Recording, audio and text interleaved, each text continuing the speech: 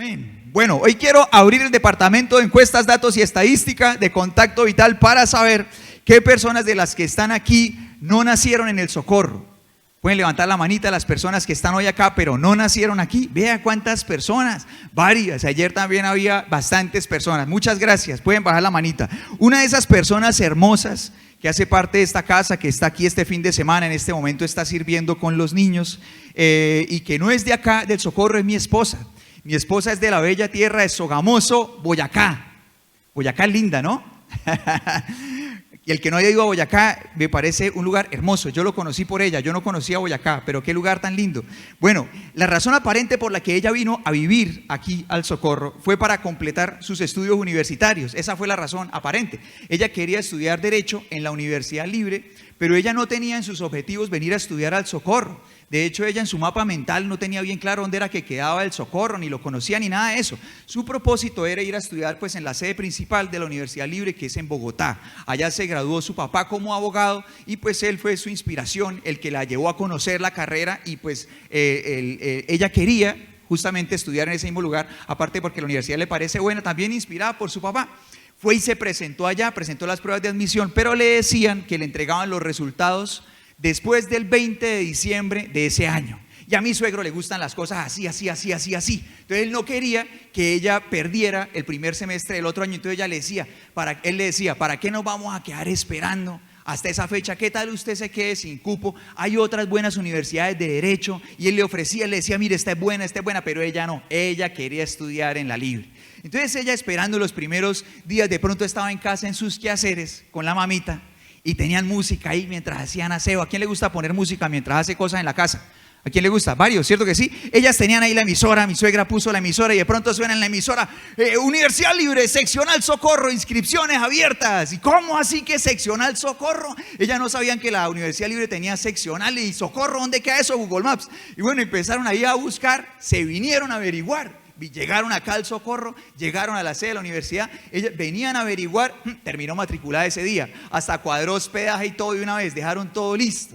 Bueno, así que mi esposita se vino a vivir al Socorro, como muchos estudiantes en su carrera universitaria, pues ella vivía solita acá, arrendando una habitación, y mientras ella empezó sus estudios acá, ella empezó a sentir la necesidad de buscar una iglesia.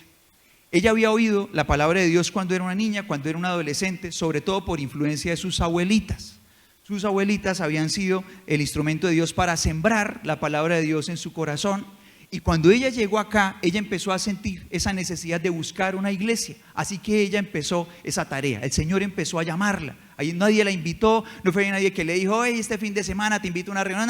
No, nada de eso. Ella empezó a sentir esa necesidad en su corazón y un día llegó aquí solita a buscar al Señor. Meses después de congregarse aquí, ella escuchó de la oportunidad de ir a un encuentro y en ese tiempo, a solas con Dios, ella en su testimonio cuenta que empezó su relación con Dios de verdad. Así que yo decía que la razón aparente de ella de venir a este lugar era completar sus estudios, porque la verdadera razón estaba en el corazón de Dios. La verdadera razón era que ella pudiera encontrarse con Él, y esa cita Él la había diseñado en este lugar. A partir de ahí, ella empezó una relación con el Señor real, sincera, una pasión por servirle, y después de encontrarse con el Señor, se encontró conmigo también. Entonces ella se encontró primero con el Señor Jesús y después con el Señor Julián. Y aquí vamos, ¿no? Sirviendo al Señor con todo el corazón. Bueno, así que esta migración fue una migración que tenía propósito de Dios. Había un propósito detrás de esa migración, al punto que ese viaje se convirtió en una bendición para ella. Esa salida de casa se convirtió en una bendición para ella, pero también para las personas que estamos alrededor. Y en la Biblia encontramos también personas a quienes el Señor llevó a migrar para justamente cumplir su propósito en ellas. ¿Alguien me ayuda a recordar a alguien que vivió esa experiencia? Abraham. Bueno, yo creo que es el personaje que probablemente se nos venga más rápido a la mente, ¿verdad? Y tú y yo podemos recordar expresamente cómo él da ese paso, es porque el Señor le habla.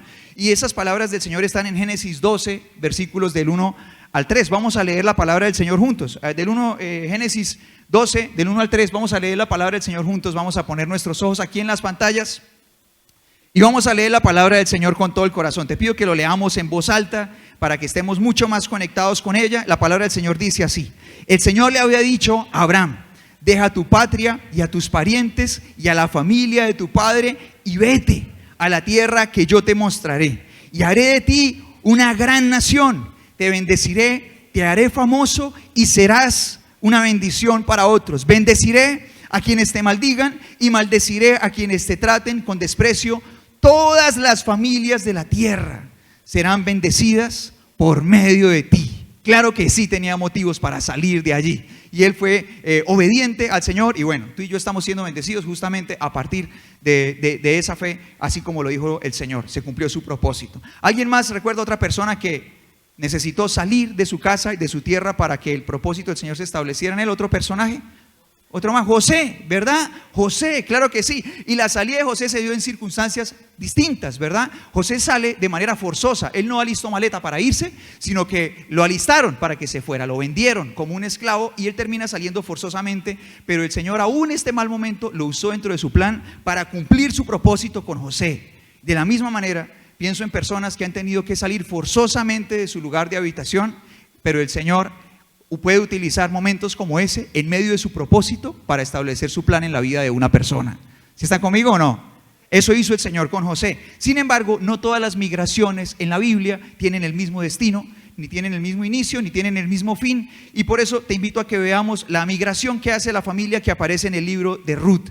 Vamos a enfocarnos allí en Ruth capítulo 1 y vamos a leer los versículos 1 y 2, pero te voy a pedir que leamos con mucha atención porque vamos a encontrar varios datos que necesitamos almacenar, así que te pido que leamos de manera muy comprensiva. Dice la palabra del Señor así, leamos juntos, dice: en los días en que los jueces que pasaban gobernaban a Israel, una hambre severa azotó la tierra. Por eso un hombre, ¿de dónde? Dejó su casa y fue a vivir a la tierra de Moab, junto con su esposa y sus 2 hijos. El hombre se llamaba ¿cómo? Elimelech, y el nombre de su esposa era Noemí. Sus 2 hijos se llamaban Malón y Kelión. Eran efrateos de Belén, en la tierra de Judá. Así que cuando llegaron a Moab, se establecieron allí. Y en estos primeros 2 versículos, como lo decíamos, tenemos información muy importante. La primera de ellos, bueno, tenemos una familia. ¿Cuántos miembros tenía esta familia? 4. Papá, mamá y 2 hijos. ¿Y cómo se llamaban ellos? ¿Cómo se llamaba el papá? Elimelech. Vamos a intentar recordarlos, nos va a ayudar muchísimo a lo largo de este tiempo recordar esos nombres. ¿Cómo se llamaba el papá? Elimelech. ¿Cómo se llamaba la mamá? Ese está fácil, el nombre de nuestra pastora. ¿Cómo se llamaba? Noemí. Y sus 2 hijos se llamaban Malón y Kelión. Vamos a recordar estos nombres, nos va a ayudar. El papá se llamaba Elimelech, la mamita se llamaba Noemí y los 2 hijos se llamaban Malón y Kelión. ¿Cuál era su lugar de origen? Tenemos el lugar de origen por acá. ¿Cuál era su lugar de origen? ¿Dónde nacieron? ¿Dónde estaban radicados originalmente? En Belén de Judá. Ellos estaban en la tierra prometida por Dios para su pueblo. Era el lugar donde el Señor había diseñado que Israel viviera. O sea, ellos podían estar seguros que estaban en el lugar que era la voluntad de Dios para ellos. ¿Sí están todos conmigo o no? Además, ese nombre, Belén, quiere decir casa de pan. Y en ese lugar sucedieron muchos eventos hermosos, milagrosos, pero el más grande de ellos, sin duda, considero que es el nacimiento del pan de vida que vino del cielo. El pan de vida que vino del cielo nació ahí, en la casa de pan, en Belén. ¿Quién es el pan de vida que vino del cielo? ¿Cómo se llama? Alguien que diga ese nombre con amor, con gratitud y con emoción. ¿Cómo se llama él? Jesús. Él nació ahí. Qué buen lugar para vivir, ¿cierto que sí? De otro lado tenemos el lugar de destino. ¿Cuál es el lugar de destino? Moab. Moab es un lugar que aparece en la palabra de Dios para representarnos un espacio fuera de la voluntad de Dios. Es un enemigo también. Es un enemigo que aparece en la Biblia intentando destruir al pueblo de Dios, atacándolo, pero también seduciéndolo. Este enemigo tiene la particularidad de que en uno de los momentos en los que intenta vencer al pueblo de Israel no utiliza armas, sino que utiliza seducción de mujeres para hacer caer el pueblo de Dios. Y habla mucho de lo que hace el pecado en nuestra vida, ¿no? Porque el pecado destruye una vida no solamente atacándolo con momentos de dolor, sino que el pecado puede destruir una vida en medio del más abundante placer. ¿Sí están conmigo o no? Ahora, esta nación tenía un dios que se llamaba Quemos, y a este dios se le adoraba quemando bebés, poniendo en la hoguera a bebecitos. pequeñitos, se ponían allí a quemarse y de esta manera adoraban a ese Dios. Y nos dice, entre otras muchas cosas, cuántas cosas descabelladas uno puede hacer por no conocer la perfecta voluntad de Dios, realmente lo que es correcto. Cuántas veces uno puede cometer errores brutales de buena fe. ¿Sí está conmigo o no? Listo, muy bien. Ahora yo te voy a preguntar, una vez que tenemos estos dos lugares, tenemos por aquí a Belén y tenemos por aquí a Moab. ¿En qué lugar prefieres vivir? En Belén. Muy bien, esta familia vivía en Belén. ¿Por qué cambió de lugar? Una situación difícil, ¿verdad? Que la palabra del Señor describe para ellos como un hambre severa. Que hoy de pronto una persona en medio de una situación del mismo calibre podría decir a sus amigos, podría compartir con sus compañeros de trabajo, podría decirle: estoy en una crisis financiera. Podría decirle: no tengo trabajo, no me está alcanzando la plata, tengo muchas deudas. A hoy podríamos ponerlo en esos términos también. Esa era la situación crítica. En medio de esa situación, esta familia se encuentra. El punto es que llegamos a un momento en el que en Belén había escasez, mientras que en Moab había ¿qué cosa? Había abundancia. Y frente a estos nuevos factores, creo que nos vemos en la necesidad de hacernos la pregunta de nuevo: ¿dónde quisieras vivir? ¿En el lugar que es la voluntad de Dios para ti o en el lugar que está fuera de la voluntad de Dios? ¿Dónde quisieras vivir? En la voluntad de Dios. Listo. Ahora, ¿qué pasa si un día hay escasez aquí, pero hay abundancia allá? ¿Qué pasa? ¿Qué pasa si aquí la cosa se pone fea, pero allá la cosa se ve bien? ¿Dónde queremos vivir? Creo que este es el gran dilema para empezar que nos plantea esta situación. Esta familia está en este dilema y tú y yo acabamos de leer la situación y cómo se da el viaje, y tú y yo encontramos que ellos dijeron: vamos a orar a Dios para pedirle dirección.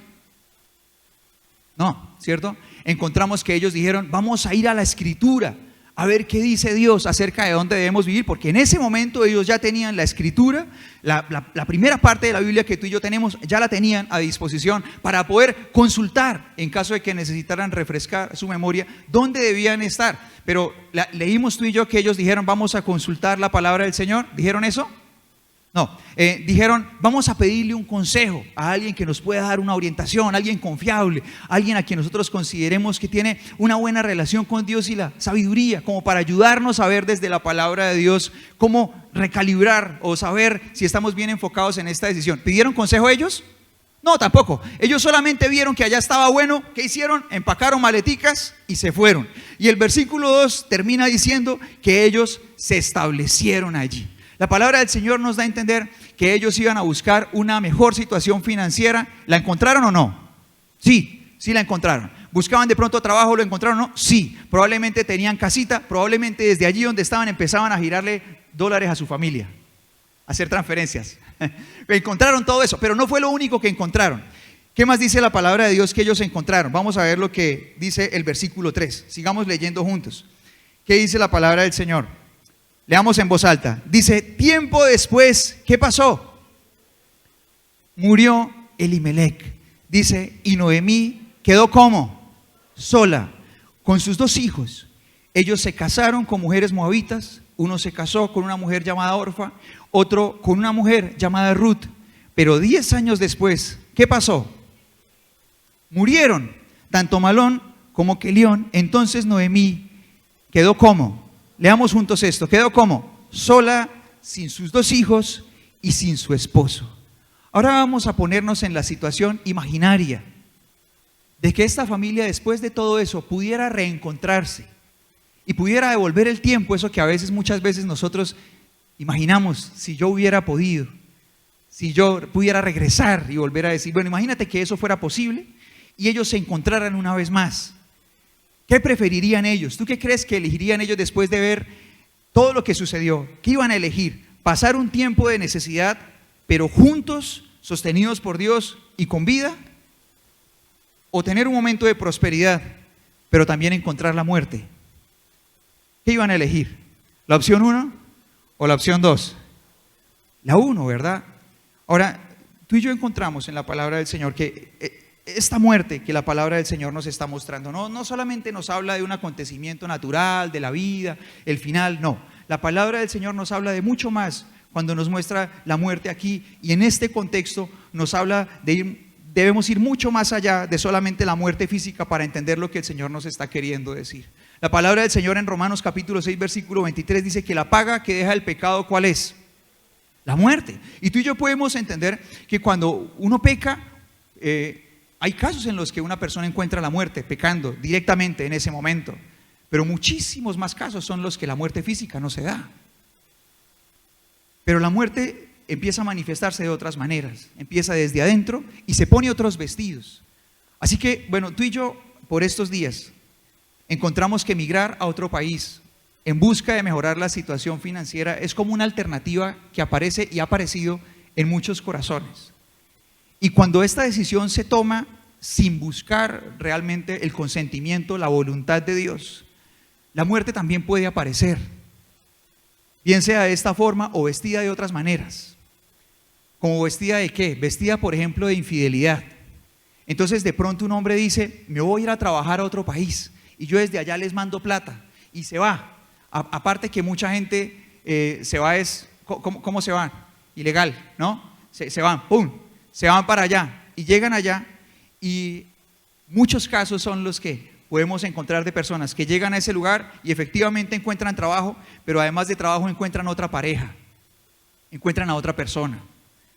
¿Has encontrado alguna vez ese tipo de casos cerca de ti? Tal vez sí. La muerte puede llegar vestida en medio de una decisión equivocada como esa, de divorcio, de una familia que se acaba en medio de la búsqueda de la abundancia. La muerte puede llegar vestida de la pérdida de propósito. Y entonces una persona se va, deja todo de pronto en ese mismo escenario. Un hombre se va que a trabajar, que para mandar plata, y deja a su familia, se va a buscar ese dinero y pierde el propósito de su vida, pierde la escala de valores en su corazón, porque lo más importante es pensar en ese dinero que va a poder obtener y que va a poder ganar y que va a poder acumular. Ahora yo quiero preguntarles a ustedes, ¿alguno de ustedes ha pensado en el día de su muerte? O sea, lo ha meditado, de pronto está sentado y piensa en el día que yo me muera. Puntualmente, ¿alguno de ustedes ha pensado en cosas que quisiera que de pronto pasaran en ese momento? ¿Cómo le gustaría irse? ¿Alguien ha pensado en eso? Yo sí he pensado en eso. Pues además que es una cita natural, ¿no? No puedo ir, un día sucederá. Solo el Señor sabe cuándo es, pero un día voy a irme de aquí. Así que sí he pensado en ese momento. Tal vez alguno lo haya hecho. Insisto en la pregunta. ¿Alguien ha pensado en cosas que le gustaría que pasaran al momento de morir? No sé si a alguien le gustaría compartir algún detallito de cosas que le gustaría que pasaran justamente en ese momento de partir de esta tierra. ¿Alguien le gustaría decir algo? ¿Compartir? Manita Rubia. Tener la oportunidad de bendecir antes de, como Jacob, súper. Muchas gracias. Bueno, un aplauso para Manita Rubiela, que nos abre su corazón a todos. Bueno, yo también he pensado en ese momento y se parece mucho. Cuando yo he pensado en ese momento, algo que yo quisiera antes de partir, si fuera posible, obviamente solo el Señor sabe cómo nos toque, ¿verdad? Solamente el Señor sabe, pero yo también he pensado en ese momento, y algo que yo quisiera sería poder despedirme de mi esposa y despedirme de mi hijo. Me gustaría eso. No sé, me lo he imaginado siendo un señor ya viejito, lleno de años, me lo he imaginado así, y pudiéndome despedir de mi esposa, y me imagino a mi hijo ya un hombre, un adulto, no sé, tal vez casado, tal vez no sé, un hombre, y poderles decir por última vez cuánto los he amado. Yo en eso no ahorro. Yo procuro decirle a mi esposa y a mi hijo cuánto los amo todos los días. No me ahorro abrazos, no me ahorro besos, todos los días les digo cuánto, y procuro, hago lo mejor de mí para demostrárselo, pero quisiera por última vez tener la oportunidad de decirle, al mirarlo a los ojos y decirle: te amé desde el primer momento en que supe de ti, te amé toda me gustaría eso con todo mi corazón, quisiera eso. Ojalá se pueda, solamente el Señor sabe. Pero ¿sabes qué? Nunca pienso en ese momento, y lo meditaba mientras pensaba en esta palabra. Nunca pienso si en ese momento me va a importar que me traigan de pronto, si tengo la escritura de una casa. Nunca he pensado que me importe para ese momento si tendré un carro, si tendré propiedades, si cuánto éxito habría alcanzado, cuántas de esas. No me importa nada de eso. En ese momento aparecen los tesoros realmente valiosos de la vida, que a veces uno olvida por perseguir el dinero. ¿Sí está conmigo? Por perseguir el dinero. Así que la muerte puede aparecer vestida así, de alguien que te ayuda a olvidar los tesoros más importantes para que persigas cosas que son supremamente menos valiosas y olvides los tesoros más importantes. También la muerte puede aparecer vestida de hijos con padres pero ausentes. Y creo que son muchos los padres que he encontrado que toman esa decisión de irse y no calculan, no ponen sobre una balanza el hecho de pensar, listo, yo me voy para allá y voy a ganarme un dinero más, pero me voy a perder la infancia de mi hijo, me voy a perder su adolescencia, no voy a estar ahí. No voy a estar ahí cuando quiera salir con sus amigos por primera vez, cuando quiera decirme, quisiera ir con mis amigos a comerme algo. Cuando ese evento suceda, no voy a estar ahí. No voy a estar ahí cuando le empiece a gustar una niña de manera tal que de pronto quiera comentarlo con él. No voy a estar. No voy a estar cuando quiera llamarla, escribirle, cuando quiera de pronto invitar a alguien a salir. No voy a estar, me lo voy a perder. ¿Por qué olvida eso? Porque pensó solamente en el dinero y aparece la muerte disfrazada de un hijo, de una hija, de hijos con padres, pero padres que no están. Aparece la muerte también vestida de familias divididas, porque también encuentra uno el caso de familias que migran. Y cuando van en esa búsqueda de dinero solamente, de pronto viajan todos, ya no viaja solo uno, viajan todos, pero llegan allá y como van en la mentalidad de solamente encontrar y acumular dinero, trabajan como nunca han trabajado en su vida, madrugan un montón y se acuestan retarde. Los dos trabajan, esposa y esposo, así, a ese nivel, como una maquinaria, como una industria. ¿Y los hijos dónde quedan? ¿Dónde quedan los hijos? Ahí como puedan, ¿verdad? Como puedan. Como usted pueda, hágale. En medio de una cultura que de pronto ni siquiera se han tomado el trabajo de analizar si es favorable para ellos. ¿Quién tiene matas acá? ¿Alguien tiene matas en la casa? ¿Le gusta tener planticas? Alce la mano a los que le gustan las plantas. Bueno, yo no sé nada de agricultura. A mí se me muere hasta una, ¿cómo es esas que toca echarle agua como cada 15 días? Hay unas que llaman heliconia, ¿no son esas? Suculenta, vea qué pobreza de conocimiento de agricultura. Gracias, mamita Rosalinda. La suculenta, a mí se me muere hasta una suculenta y no es algo hipotético, no es una hipérbole, es real, se me muere hasta una suculenta. Bueno, pero creo que una persona que tiene plantas, uno de los conocimientos básicos que debe tener es si su plantica necesita sombra o necesita sol. ¿Sí está conmigo o no? ¿Sí es así o no? Sí es así. En los conocimientos básicos, una persona que tiene plantas se preocupa por saber qué ecosistema, qué ambiente necesita su plantica para vivir. Y mira que muchas personas, hombres y mujeres, padres que toman esta decisión de hacer un cambio cultural, no se preocupan por pensar si ese cambio cultural le hará bien a sus hijos en esa etapa de su vida. No lo piensan. Solamente piensan en ¿qué? Dinero, ¿verdad? No se preocupan por calcular si la voluntad de Dios es esa, y la voluntad de Dios se extiende a todo. Ahora, ¿cuánto tiempo le tomó a Noemí darse cuenta de que las cosas estaban mal? ¿Cuánto tiempo? La palabra del Señor nos lo dijo. ¿Cuánto tiempo? Podemos decir que por lo menos 10 años. La palabra del Señor dice que ellos llegan a Moab. No sabemos cuánto tiempo después su esposo muere. No sabemos exactamente cuánto tiempo después sus hijos se casan, pero sí sabemos que una vez que ellos se casan, a los 10 años encontramos a Noemí habiendo perdido a su esposo y a sus 2 hijos, totalmente sola. Así que a ella le tomó darse cuenta más de 10 años que las cosas estaban mal, que su decisión había sido una mala decisión. ¿Ellos podían haberlo evitado? ¿Cómo? ¿Cómo podían haberlo evitado? Era fácil. Solamente necesitaban preguntarse ¿qué dice el Señor? Nada más. ¿Qué dice la palabra del Señor? ¿Dónde necesitamos, dónde debemos vivir? Eso era todo. Y mira que este mismo patrón de conducta es el patrón que puede tener una persona para cambiar, por ejemplo, de trabajo. Entonces está en un trabajo y sencillamente aparece un trabajo donde le ofrecen más plata y de pronto ni ora, ni se pregunta si realmente será la voluntad de Dios que esté allá, ni consulta de acuerdo a la palabra del Señor si ese cambio realmente será favorable, sino que solamente ve el factor dinero y ¿qué hace? Cambia de trabajo. De una vez hace la migración. Es el mismo patrón que una persona puede tener para conducir sus relaciones de pareja. Entonces, por ejemplo, está en una relación con alguien, pero de pronto aparece alguien que le parece más atractivo o más atractiva. ¿Y qué hace? Cambia, ¿sí o no? Hace la migración, hace el viaje. Y es el mismo patrón que una persona también puede usar para vivir su relación con Dios.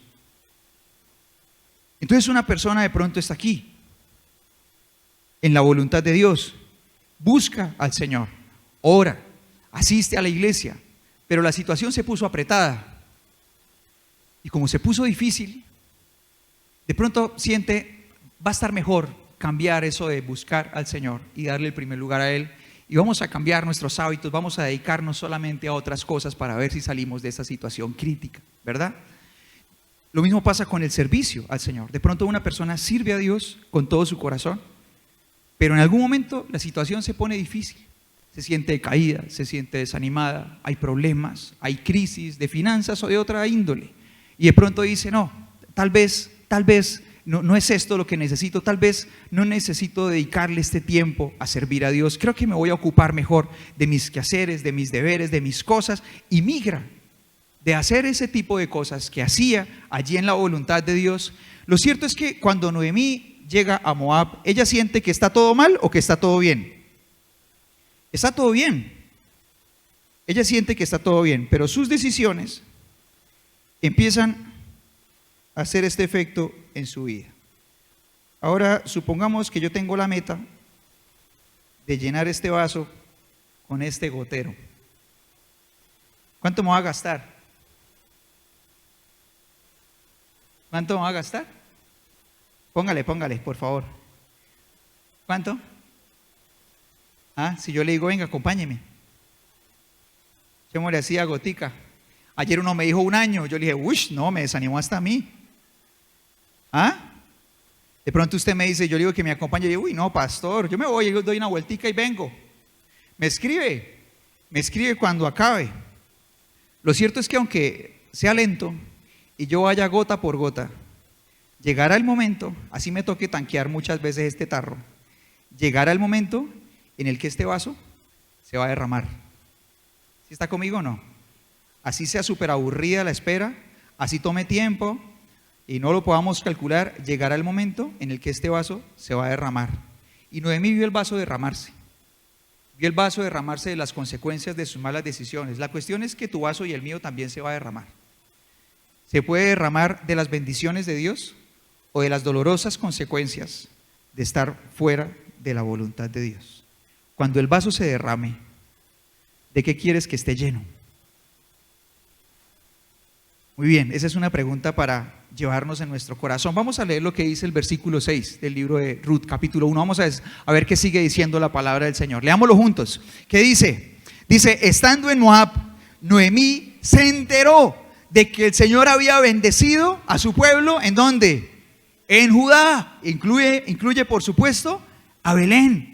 El Señor había bendecido a su pueblo al darles buenas cosechas. Dice la palabra del Señor ahí después del punto. Entonces, ¿qué pasó? Dice, entonces Noemí y sus nueras se prepararon para salir de Moab y regresar a su tierra natal. Ahora preguntémonos, ¿qué pasó con las familias que sí se quedaron en Belén?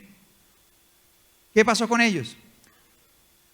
La pasaron mal un tiempo, ¿sí? La pasaron mal un tiempo, pero estaban juntos con el Señor, estaban con vida y después de ese tiempo fueron bendecidos.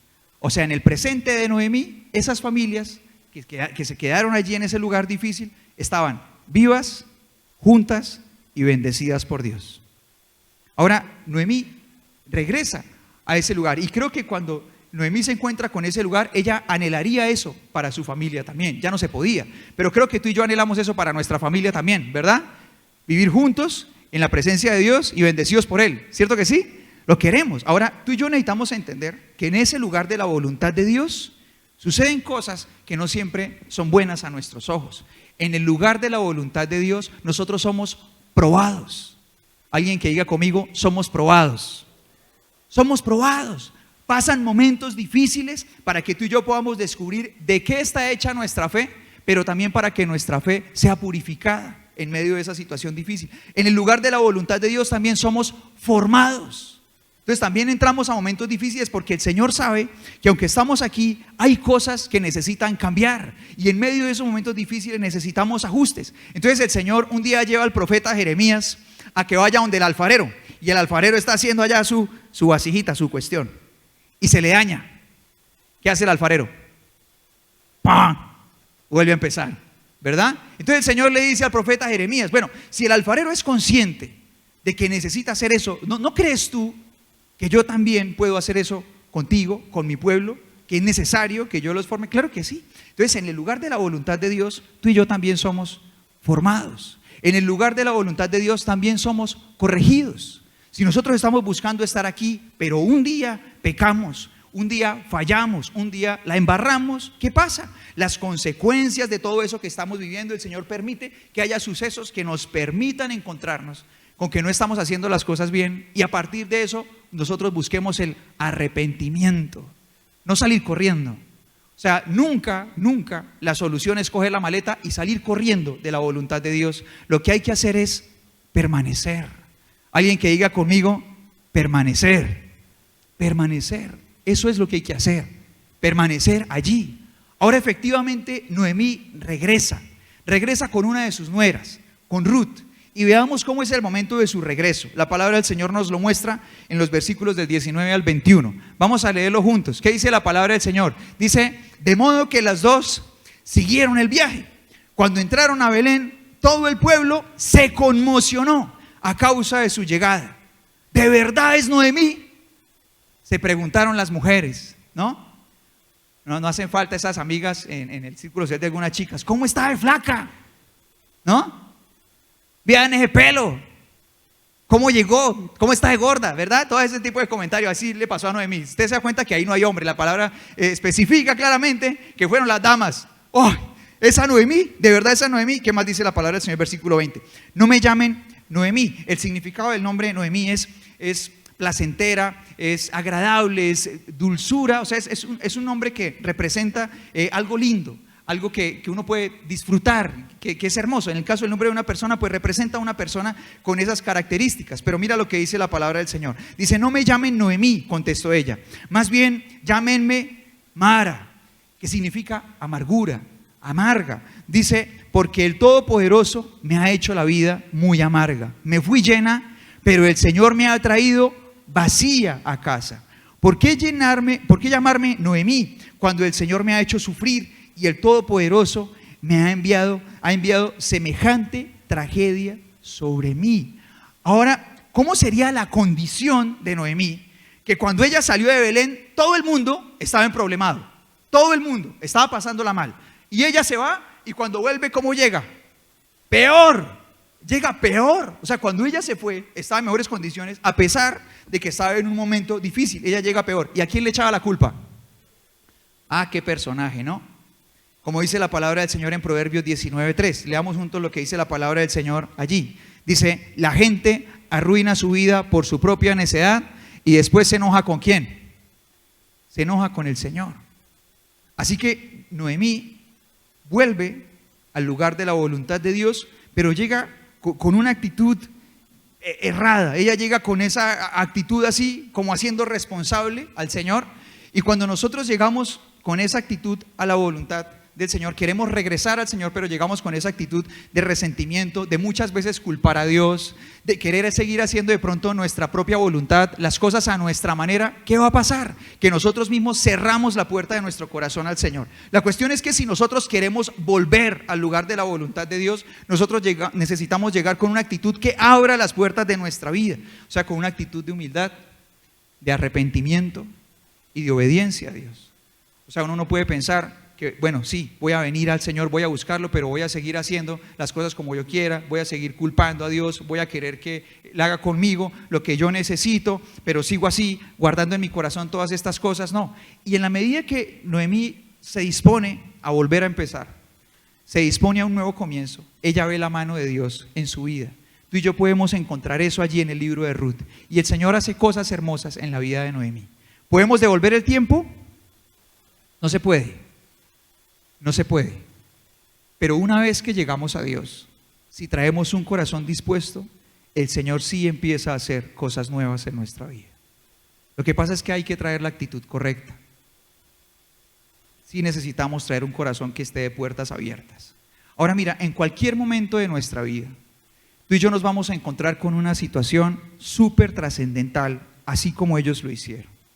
En el caso de ellos fue esta decisión de migrar, que es muy importante y es muy frecuente en nuestra vida, que se puede aparecer en la vida de cualquiera, en cualquier momento, pero hay otras decisiones también muy importantes en las que necesitamos saber cuál es la voluntad de Dios y cuál no es.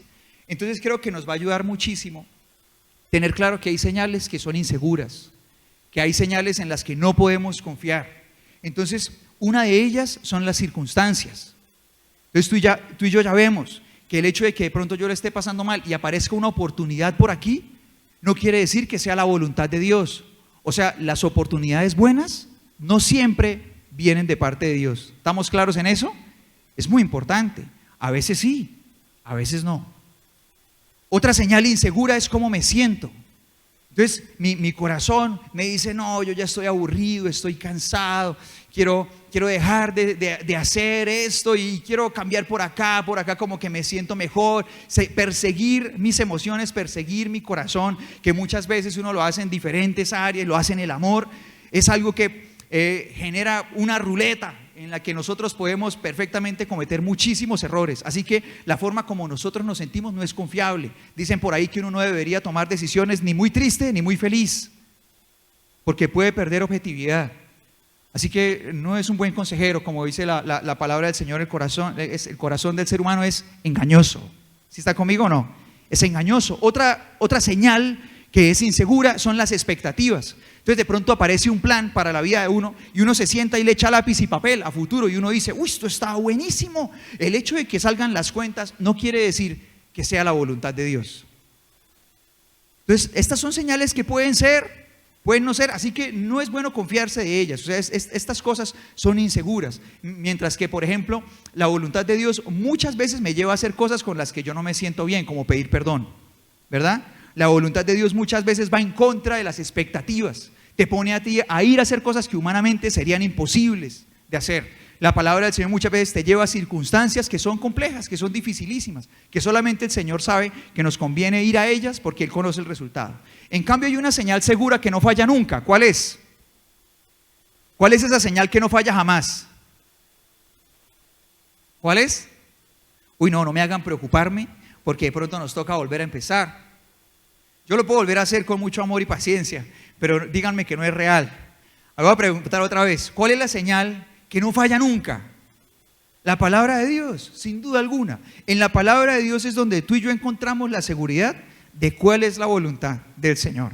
Por eso es muy importante que tú y yo conozcamos la palabra de Dios a fondo y que esté fresca en nuestro corazón. Porque de pronto uno siente, no, pues bueno, yo leí la palabra de Dios completa, súper apasionado por allá hace como 10 años. Y de pronto hace algunos meses, algunas semanas, ha dejado de leer la palabra de Dios con todo su corazón.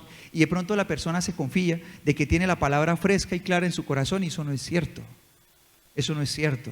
Uno necesita llenar su corazón de la palabra de Dios. ¿Cada cuánto? Todos los días. Esa es la señal segura. Pero hay otras señales que pueden ayudar. Hay otras señales que son secundarias y que pueden ayudarlo a uno a tomar decisiones importantes. Una, entender el propósito de Dios para mí, conocerlo.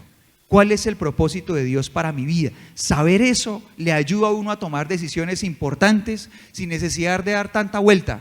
Cuando uno ya conoce el propósito de Dios para uno, no puede estar seguro. Entonces me voy a poner de conejillo de indias y voy a poner un ejemplo. El ejemplo es el siguiente. Mi hermano mayor trabaja en la Universidad de Pamplona como maestro de bajo eléctrico. Supongamos que apareciera una vacante allá en la Universidad de Pamplona. Necesitan un maestro en música que sea guitarrista, que sea uno de los maestros de planta que trabaje en la cátedra de guitarra y bueno, y en otras cátedras. Y necesitan un maestro de música. Entonces mi hermano, de muy buena fe, como hermano que es, dice, hey, me dice, Julia, hay una vacante de trabajo aquí. Mi hermano, yo lo recomiendo, vea, pagan tanto, este es el salario, buenísimo, venga, esta es la oportunidad, yo lo recomiendo, usted viene, pasa su hoja de vida y entramos. Y de pronto en los números, claro, yo recibo acá un ingreso por la labor que hago, sirviendo al Señor acá a esta casa, pero de pronto llega esa propuesta y los números pasaron por ahí, ¿verdad? Ahora, si llegara ese caso hipotético a darse, yo no necesito ni siquiera ir a orar para pedirle al Señor que me ayude a decidir.